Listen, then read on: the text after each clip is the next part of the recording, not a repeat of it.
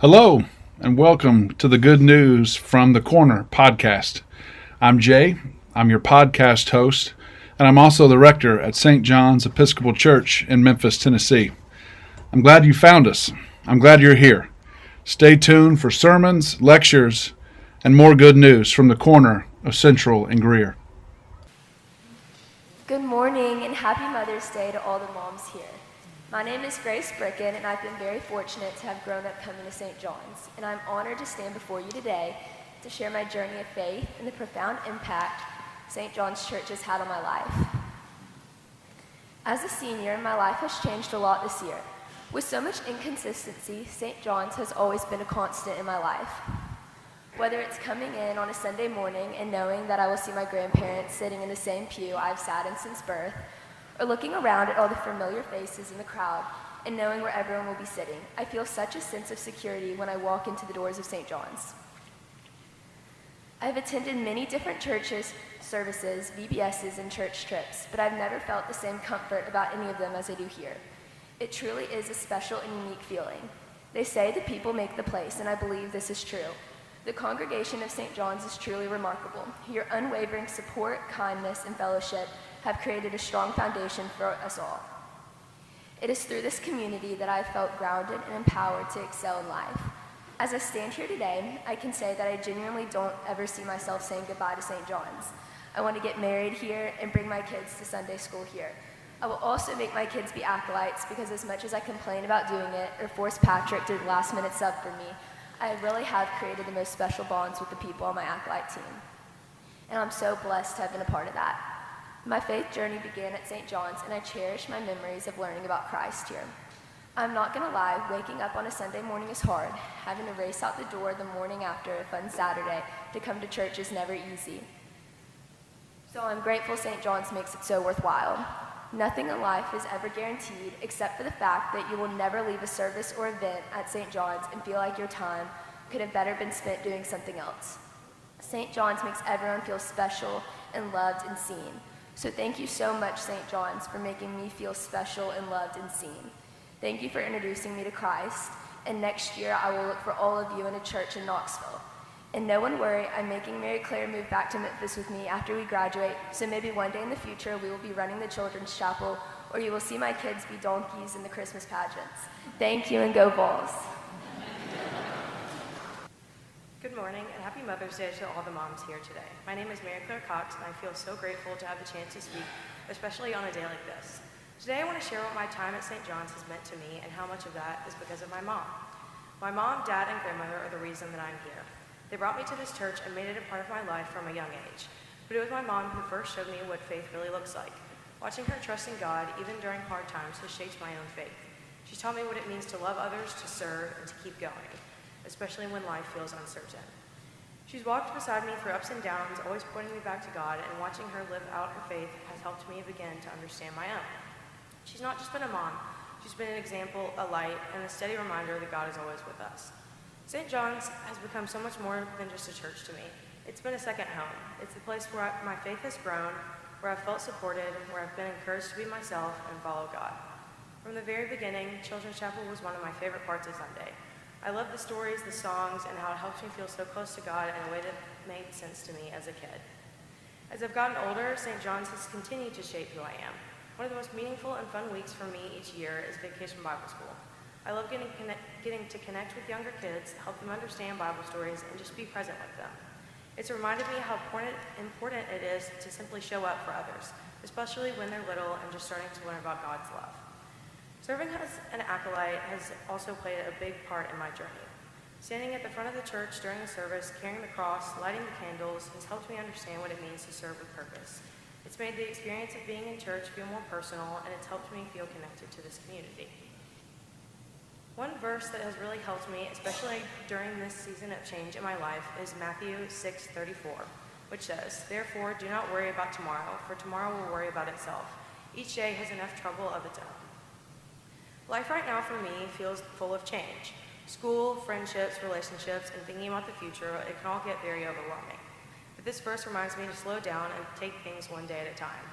God is already in tomorrow. He's already working things out. I don't have to have all the answers or carry everything on my own. I think that's something we all need to hear. No matter what season we're in, whether it's parenting, school, work, or health, whatever we're facing, God already knows.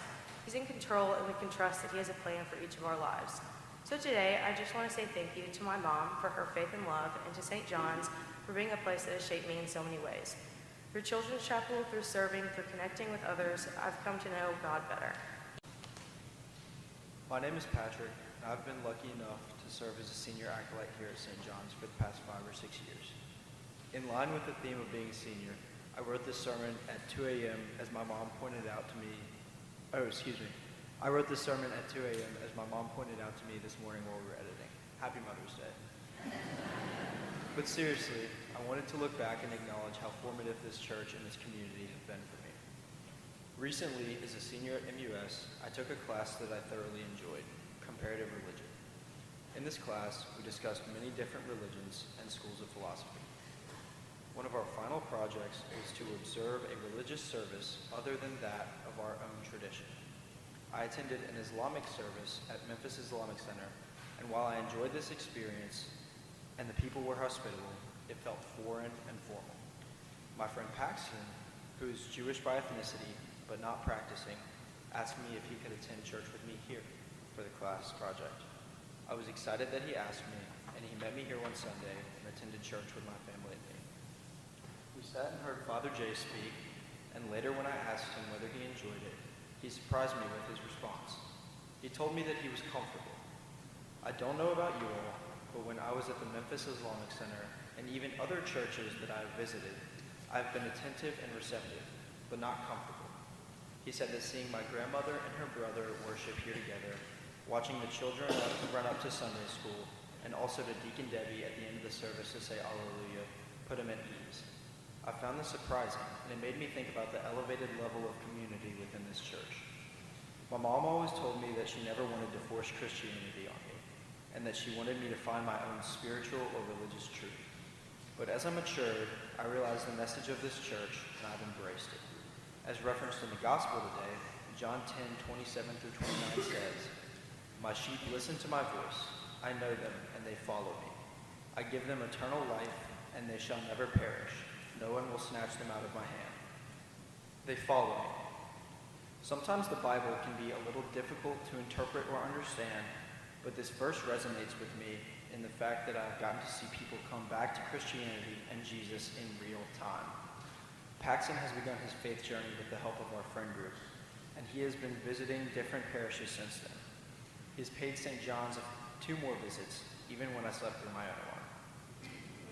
More testimony, and an event that I find even more powerful, is that I got a text from my oldest friend while writing this. He's a senior too, and a member here at St. John's. However, I do not get to see him as much as I would like because he goes to a different school, and historically, he has not attended church very much. He said that the swirling feelings of graduation had been getting to him, and that he wanted to start attending church with me. God calls us to follow him, and that call can come through the comfort of community, such as this one we have here. I'm headed off to Knoxville in the fall, and I know that it will be a challenge to find a church that will do as much for me as this one has done. I'm so lucky that God has put me here to learn from and grow with you all for the past 18 years. Well, peace and good morning. It's wonderful to see each of you here today. I hope you are as encouraged by these senior sermons as I was. We know that youth and children are a priority in this parish, and you can certainly hear the impact that this place has on our young people. As we gather this day, I would encourage you to be mindful of several announcements, both in the Youth and Children's Department. VBS, hard to believe, but it looms. You see, that will be June the 9th. Registration is now open, and we also have an out-of-school basketball camp, co-ed. If you have a young person you're looking to get out of the house and off to a good start for the summer, we look forward to that. The adult formation spring offering continues next week. Our own Caroline Carrico will be with us to talk about the certified master gardener, and she'll be talking about how these things are actually a spiritual practice. So join us next week as Caroline leads a thoughtful conversation. And we also have a word from Dr. Snyder about music at St. John's. Good morning, everyone. In preparation for our 1-week residency in Liverpool Cathedral, which is just around the corner, those of us going leave on May 22nd, we are offering choral evensong 1 week from today, which is one more opportunity for us to sing through some of the music that we'll be bringing to Liverpool. So 1 week from today, that is the 18th at 5:30 p.m., we offer choral evensong. And that morning, a week from today, the normal 10:30 a.m. choral Eucharist will also be jam-packed with wonderful music, some of the anthems that we'll be using in Liverpool, as well as most of the Mass for four voices by William Byrd. We'll be doing the Kyrie, the Gloria, Sanctus, and Agnus Dei from that throughout the service in various parts. So next Sunday in the morning, we'll be further enriched with beautiful music, and then afterward at 5:30 p.m. is choral evensong. So I hope you can join us. Thank you. Thank you.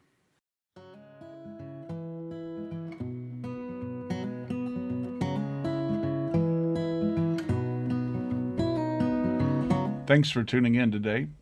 You've been listening to the Good News from the Corner podcast. St. John's Episcopal Church is located at the corner of Central and Greer in Memphis, Tennessee.